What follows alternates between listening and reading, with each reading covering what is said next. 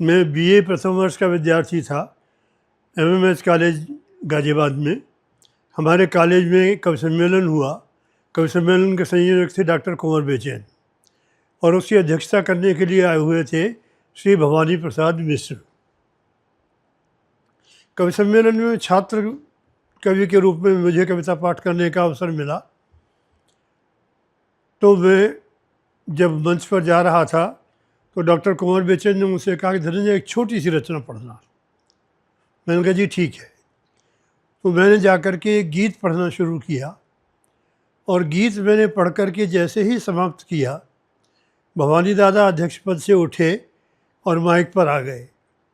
आकर के बोले कि चौंकिए नहीं, अध्यक्ष बीच में नहीं आता है, लेकिन इस विद्यार्थी ने जो गीत पढ़ा उसने मुझे विवश कर दिया कि मैं यहाँ आकर के कुछ बोलूँ।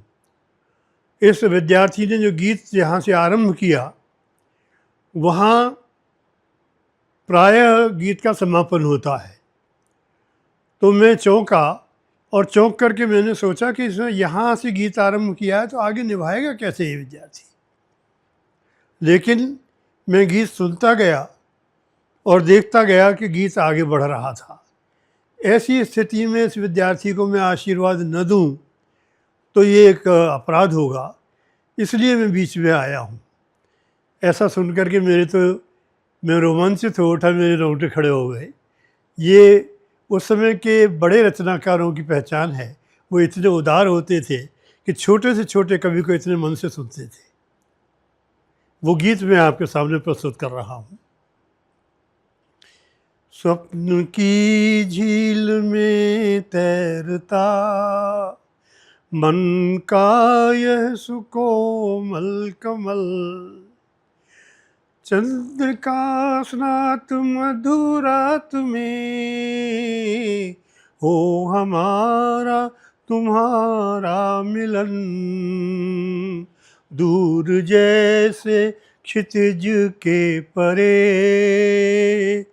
झुक रहा हो जरा पर गगन, घास के मखमली वृक्ष पर मोतियों की लड़ी हो तरल।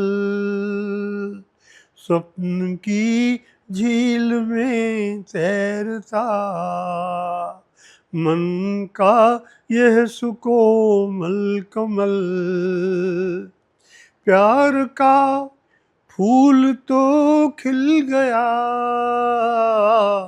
तुम इसे रूप रस गंध दो, शब्द तो मिल गए गीत को तुम इसे ताल स्वर छंद दो। मंद मादक स्वरों में सजी बांसुरी की धुनें हो सरल, स्वप्न की झील में तैरता यह हृदय का सुकोमल कमल। मौन इतना मुखर हो उठे जो हृदय पुस्तिका खोल दे, और जब एक रसता बढ़े भावना ही स्वयं बोल दे। इस तरह मन बहलता रहे सर्जनाए सदा हो सफल, स्वप्न की झील में तैरता यह हृदय का सुकोमल कमल। अंतिम पद है गीत का।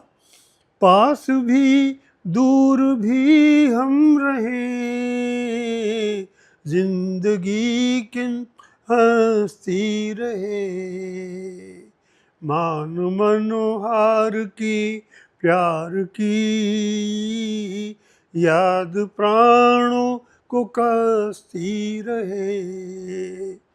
इस तरह चिर पिपासा मिटे